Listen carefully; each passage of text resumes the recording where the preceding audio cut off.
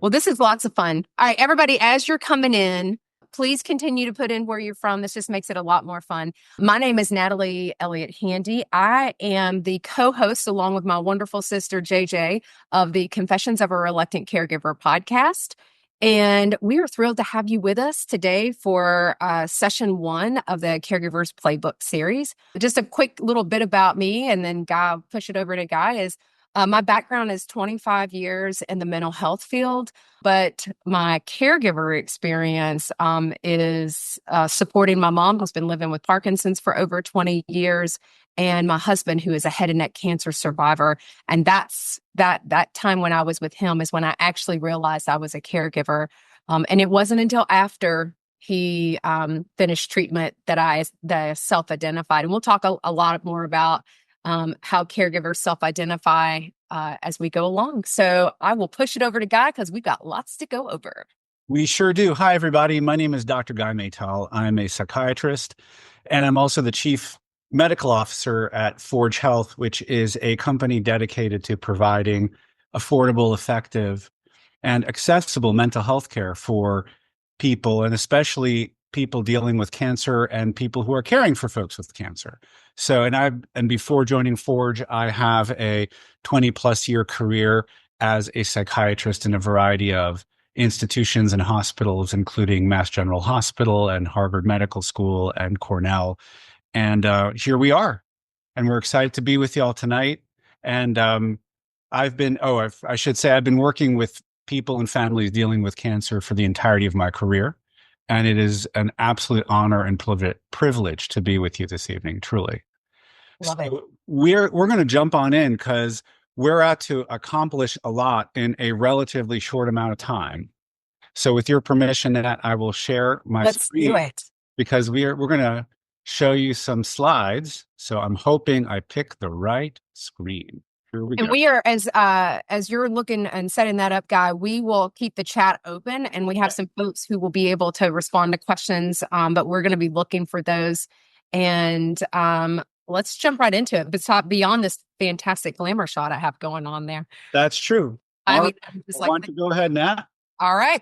So guys, today we're so excited to have you, and we're really it kicks off really a 4-week journey where we're going to discuss things that, as I like to say, polite society would probably frown upon. Like, oh, I can't believe that, or I'm shocked that you would say that.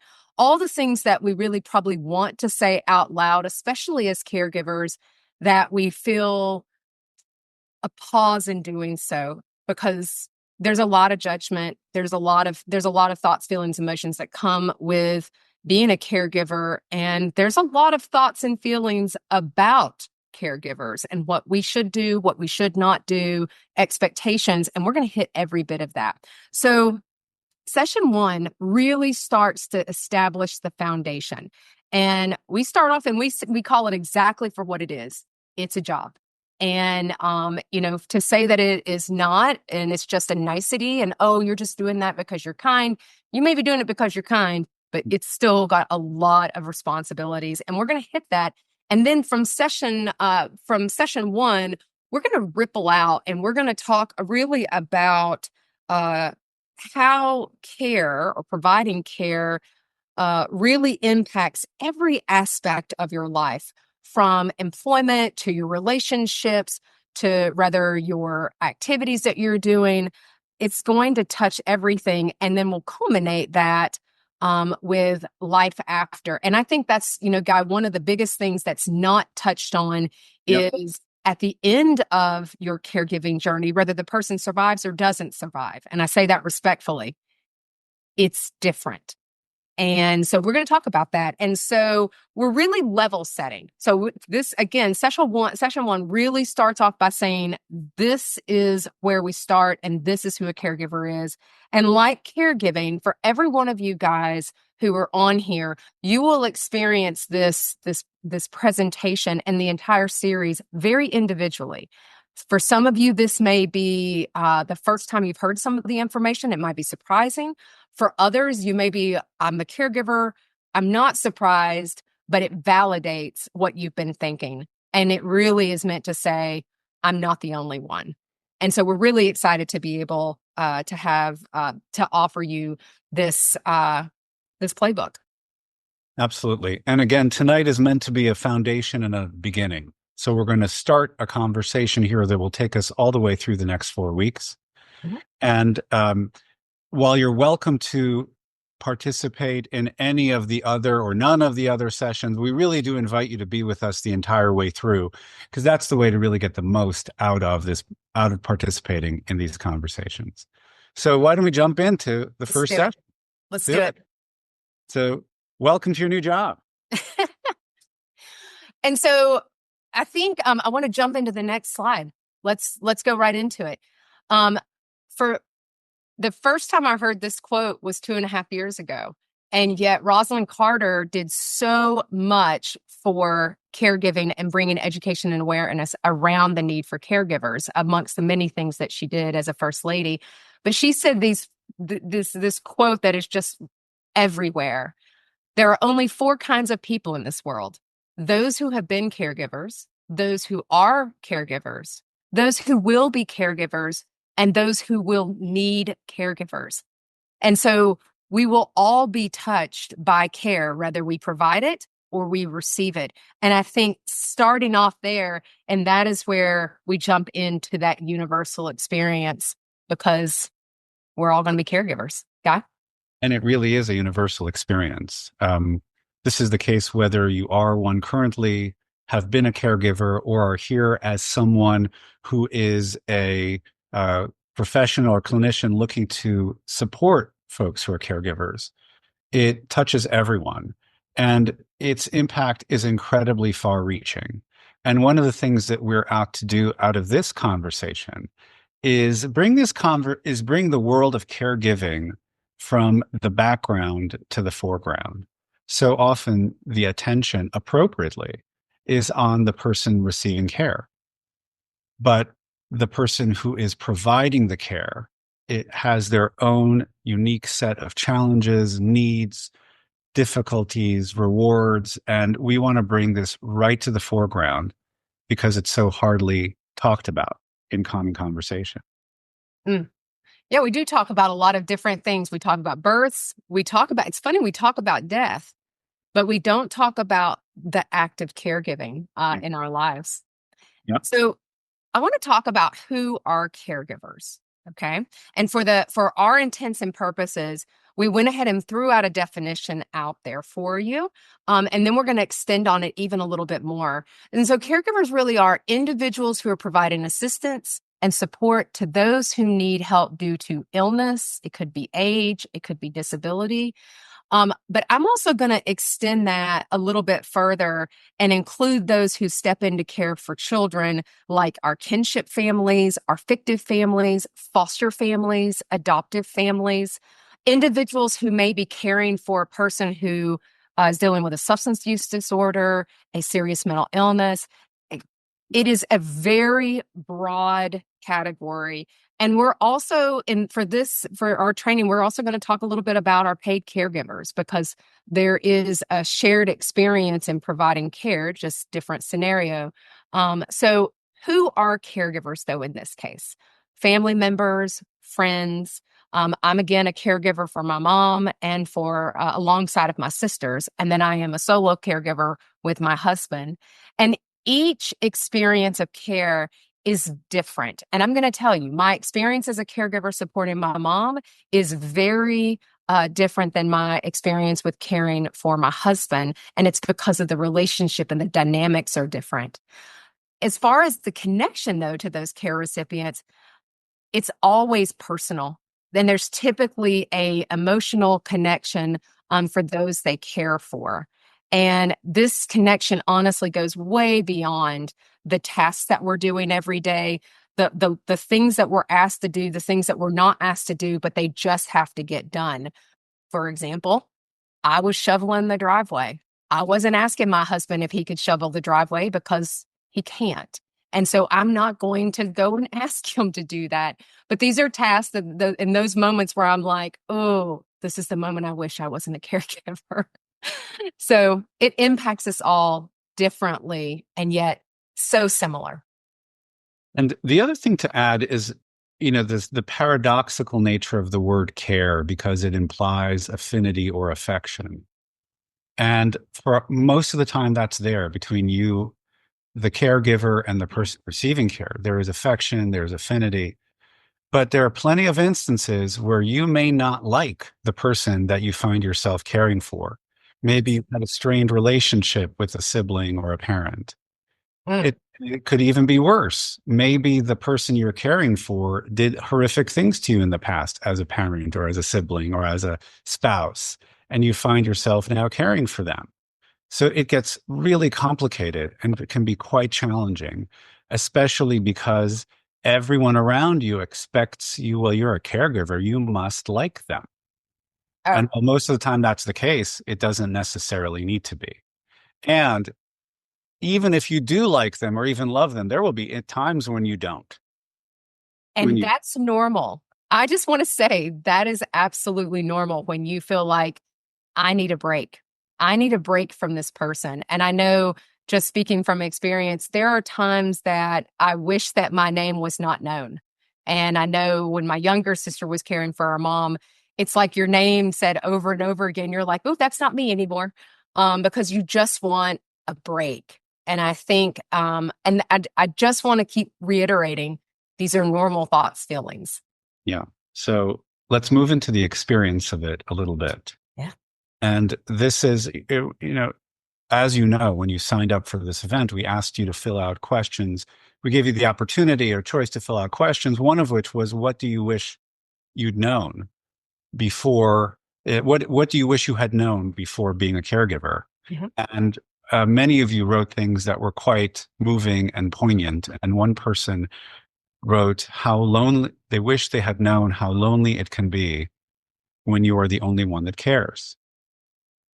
And part of the challenge of being a caregiver is that it often is a very solitary experience. And part of our intention here is to make it clear that you're not alone. These are just some numbers about the people who registered into this program this evening. They represent 39 states across the United States. In fact, it's easier to say which states we don't have people registered from, and Italy and Nova Scotia. And of the people who registered for this evening, about 15% didn't have any experience as a caregiver, and the rest had. 20% had a past experience, and 65% of all of you are current caregivers. So it is a common experience. Nah?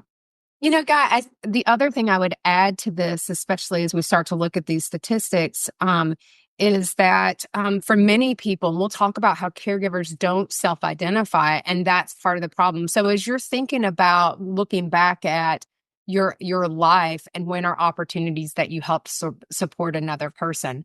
And so we'll jump into that in just a second. Excuse me. But let's look at the caregiver statistics, okay? And these are very recent numbers. Very fortunate to have the Rand Corporation do a study in 2024. And there are 105 million unpaid caregivers. And of those 105 million, 14.3 are active duty or veteran caregivers. We also don't want to forget our caregivers who are youth caregivers. And there are an estimated 5.4 million of those youth. And those are youth identified as 18 years or younger. And I know there are programs around the world. We did a caregiving youth series where some of the caregiving services support youth caregivers as young as 5 years of age because their loved one is going through a lot of, they may have a chronic illness, a complex illness, and they are doing some level of responsibility. And so it's very important to have programming resources, supports that fully cover the spectrum. We also have, and this is not surprising, sadly to me, is I think I feel like it's low, is over 10 million individuals who are caregiving elderly. And so they're caregiving for their spouse typically, or they are over 70 years old caring for their parent who is probably in their late 80s and 90s. And so, because people are living longer with technology, with advancements in medicine, they are living so much longer, and we have to account for that. We do have to account for that. Yeah. And just to add to that, Nat, just Mhm. to get it really clear, imagine you're a 15-year-old who has to support their mother with breast cancer. It's a very different experience. Or someone who's 74 and has their own physical ailments and their own worries about finances as we move later in life, now having to care for a chronically ill or debilitated or declining spouse, whether it's from cancer or from dementia or from stroke or anything of that sort. Mm. So just to get it really clear, should we go on to the next slide? Yeah, let's keep going because we want to break down the statistics just a little bit more. And I think this is interesting here. Um, I know when we think about demographics, okay, we have about 62% are Caucasian, identified caregivers are Caucasian, and then it breaks down further.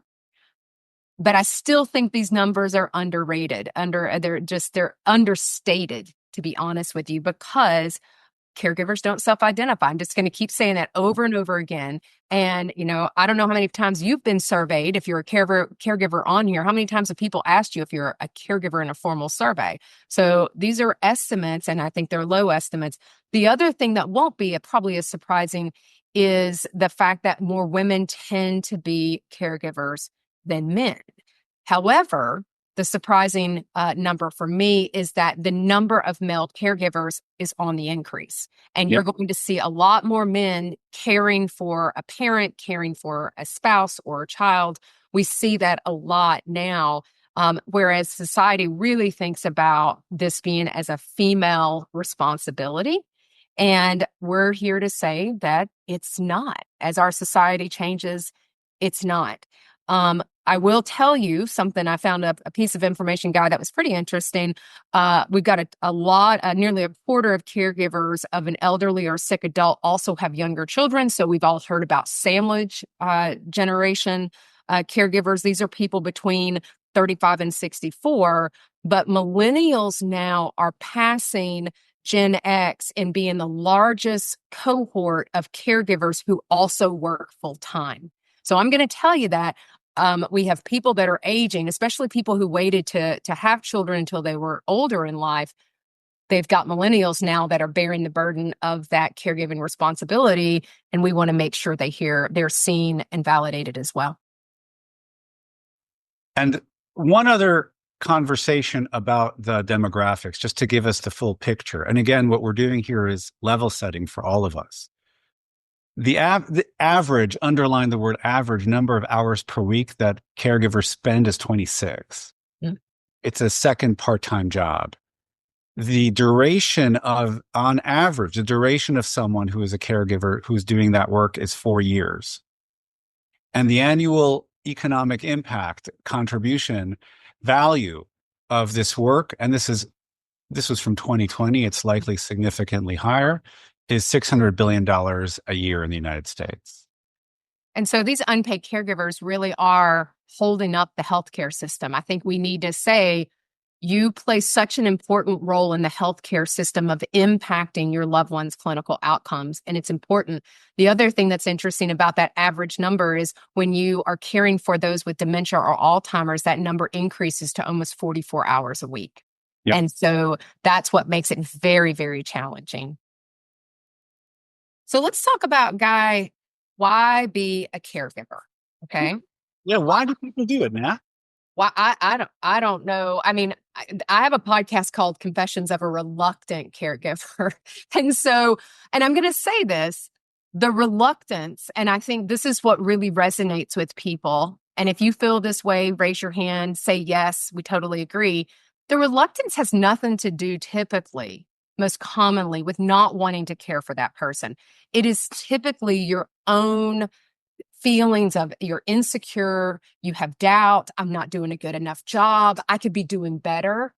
I'm not able to get my focus. I'm not doing a great job. So, um, why be a caregiver? I want to jump into the next. Yes. Yeah.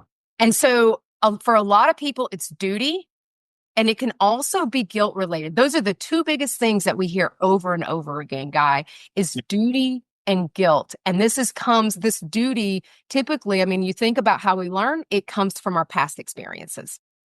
And so we look and we learn from those around us, and we either align or we go the opposite direction. Guy, what about society and culture? Yeah, I mean, it really is a cultural conversation that we tend not to talk about, especially in the United States. You know, in the United States, we tend to be very individualistic people. So, what we mean by that in very, very concrete terms is I stop at the edge of my skin. Yes. Like this is where I am. I am contained. Who I am is contained in this skin thing. Everybody else is not me. And if I'm an individual and that everybody else is out there, then caregiving is seen as a burden or imposition, hence guilt. Mhm. In other cultures, and they certainly exist within the United States, I don't necessarily stop in my skin. I'm identified at the level of family, at the level of community. In those settings, caregiving is seen as something that we do. So if you can't do it, all of a sudden there's guilt and there's shame. And so there are a variety of ways people wind up as caregivers. And we've categorized them in these three ways. Did you volunteer? Meaning, did you step up and raise your hand? Were you recruited? Meaning somebody tapped you on your shoulder and you said, okay. Or were you drafted? Meaning you had no choice in the matter, but you're going to do it anyway. And would love if you want to jot in the chat, we'd love to see if you self-identify as a volunteer, if you're recruited, or if you're drafted. And I'm going to tell you, for both of mine situations, it didn't feel the same. So I didn't feel like I had a choice with my husband. I mean, he's in the other room right now, but I didn't feel like I had a choice, as opposed to I have two other sisters support my mom. And so, can I lean back every now and then and rely on my sisters to do it? And so every care situation is a little bit different. I see no choice, drafted. I love it when everybody plays along, Guy. I love it. Me too. I'm just going to keep moving us forward as Yeah, people, given where we are absolutely. time-wise.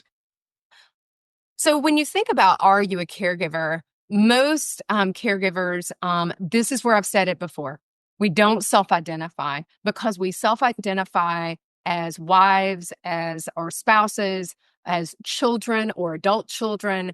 We identify as some other role. And while we may have multiple roles in our traditional workplace or in other settings, we don't typically want to wear multiple hats in relationships. And I think that is the part we want to lean into being a daughter. I can tell you I don't want to be a caregiver. I actually just want to be a wife. I just want to be a daughter. I don't want these role reversals, especially like with my mom or even my husband. I don't like the role reversal. It doesn't feel comfortable. It doesn't feel equal, or it doesn't feel like it's my normal relationship. Yeah. And just to backtrack one step though, just Sure. to volunteer recruitment or drafted. Sometimes we think that there is a better way, like one is better than the other. Like, oh, I volunteered, so I must be better than people who were quote unquote had to do it. It's kind of like either way, you've got the job in front of you. However you got there almost is irrelevant. Even there you are, you're dealing with what you're dealing with. And you got there the way you got there. So I don't want people to think that we're saying that any of those is better, preferable, et cetera. Not in the least.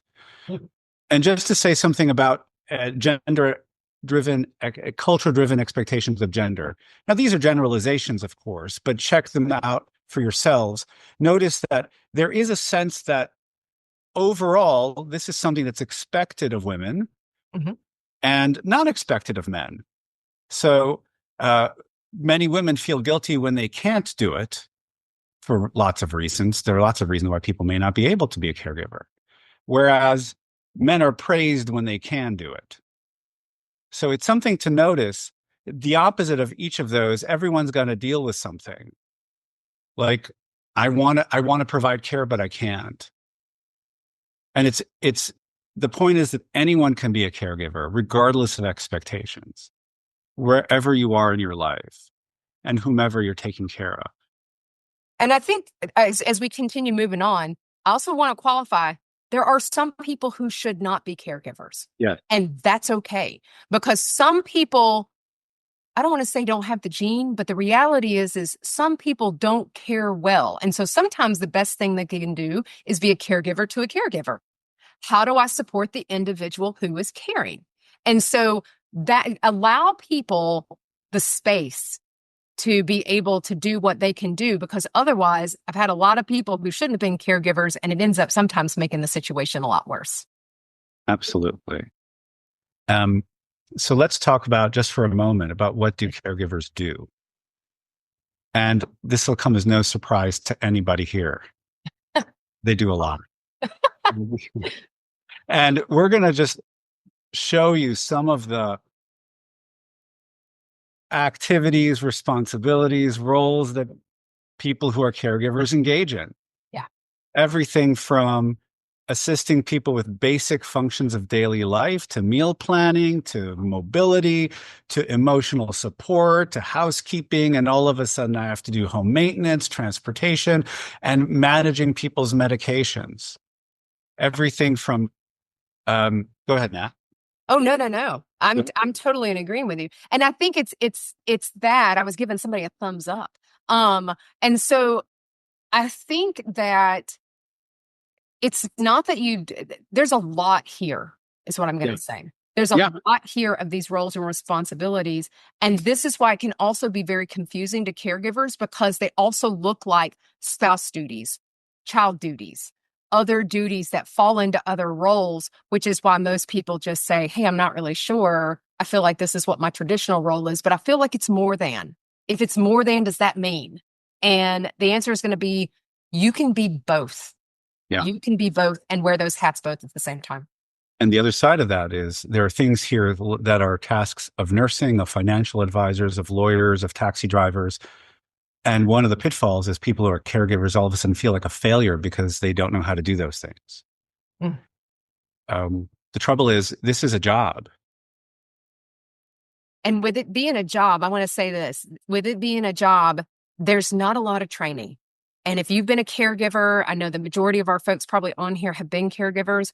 And for those who aren't and who are in the professional space, we would probably say we would love training. We would love guidance. We would love support. And so we want to show this up here. I mean, we gave you the last two slides, and we're going to share these slides with everybody, really gave you some of the job duties. But I'm going to tell you, I wrote down how all the different things I was responsible for, just wondering, just thinking, who am I? What am I doing? And I had over 40 different tasks, separate tasks that people get paid for.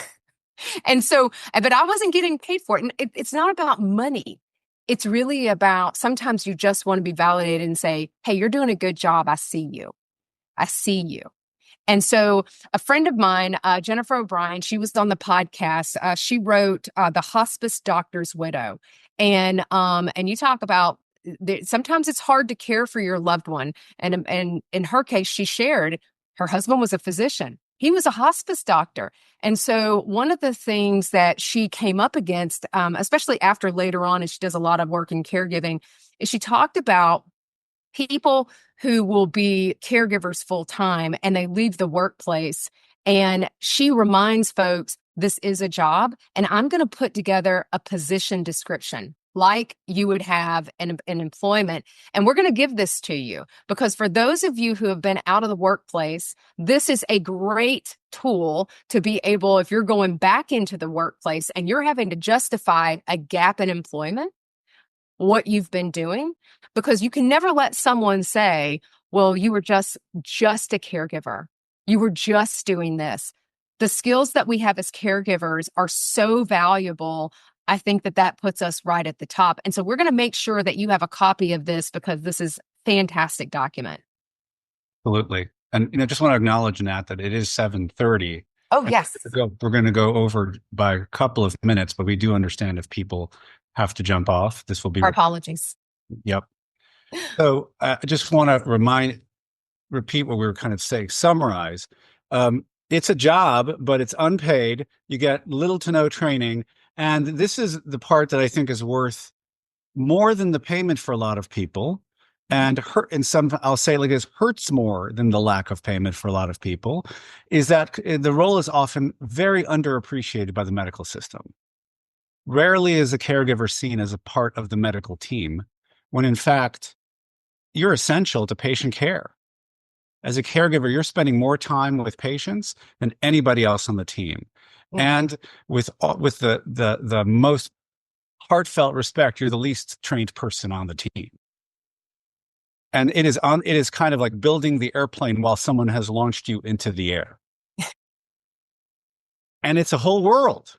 There is a context that we're going to now shift into, and we're going to set ourselves up for our next conversation next week, because we want to offer a broader context for caregiving. And for the purpose of this conversation, we're calling it the world of and. Because caregiving is the good and the bad and the unexpected. There's fulfillment and there's joy, as much as there is sadness and frustration and everything in between. I can definitely validate that. And we want to broaden the conversation, because all to the risk of talking about the challenges of caregiving is we step over the real joy and benefits that people experience as well, without diminishing one or the other. There's so many silver linings. And this is one of our favorite quotes from Gandhi, actually, is the best way to find yourself is to lose yourself in the service of others.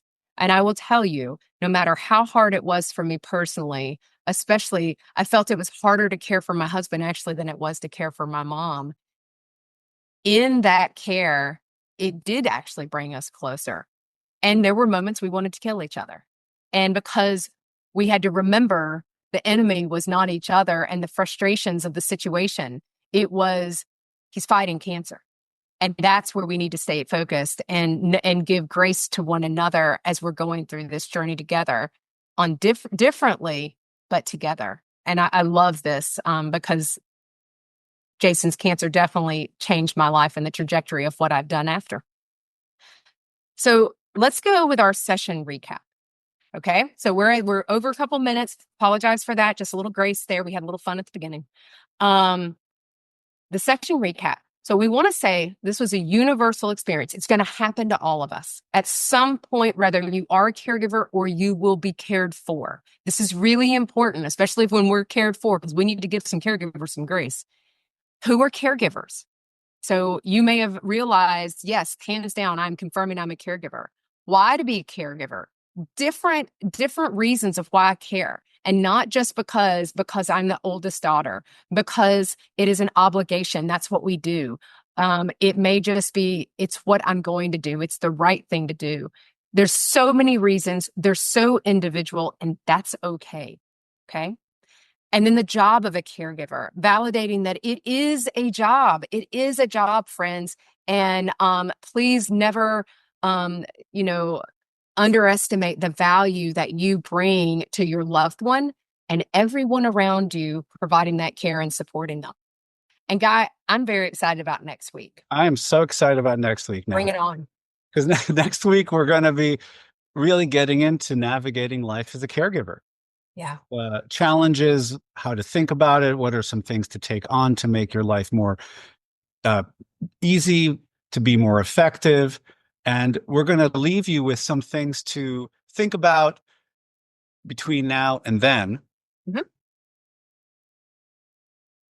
So next week really is navigating your new role in the world. What does it look like and what does it take? And for those of you who've had experience as caregivers or currently are, we just invite you to reflect not only what have been some of the biggest challenges, but also what are some of the rewards? What have been some of the surprises? And then also, if you think on it, how did you get there? Were you volunteered? Did you volunteer? Were you recruited? Were you drafted? And what implication has that had in your experience? So we're really excited. Like I said, like Natalie said, tonight is a laying the foundation, the groundwork for the next 3 weeks worth of conversations and in between. And what we're going to do is between now and then, Yep. we're going to send you an email. And what's going to be in the email now? Well, there's going to be all kinds of fantastic things. Number one, there's going to be the link to this recording. So anyone who jumped on late, you'll be able to watch the recording in its entirety. We will also give you a survey, and the survey actually, we'd love to hear, yes, you all did great, but the reality is we're going to survey you guys in preparation for the next week. We're also going to make sure you have that document from Jennifer O'Brien, because that is a fantastic resource. And all the information that we're collecting, we are actually compiling into a document that at the end of the training, you will receive a plethora of resources, lots of things. So we're going to be asking you guys for your opinions, because the best way to find out about resources is typically from another caregiver. We used our shared experiences and we grow from one another, and we're going to share. So next Thursday, we will return to you at 7:00, and you will get the link in the Eventbrite for next week's session. And so you'll have that. And I think that covers everything in our email. You'll also see a really good recap reel. Guy and I are going to be funny, so you'll definitely want to watch it. And invite our friends. Guy, make sure it's not too late for people to jump in. They can jump in at any point. So invite other people. And Guy, I think we put our contact information on here. We did. We really would love to hear from you. If you have questions, comments, suggestions, reflections, we really do. So here's our email addresses. This is the website for our respective organizations. Please reach out. Yeah. And we're going to stick around on this Zoom line if people want to stay to ask questions, to say anything for about 10 more minutes or so. So feel free to stay if you'd like. And otherwise, we'll see you next week. Thanks, guys. We appreciate you. Bye, everybody.